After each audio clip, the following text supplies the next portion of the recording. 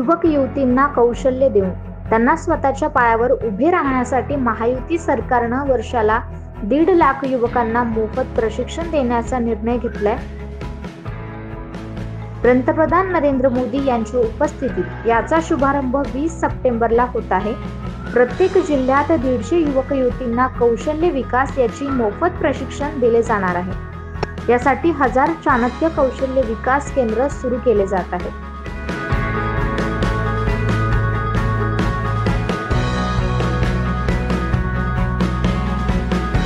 Bureau report 9 news Maharashtra.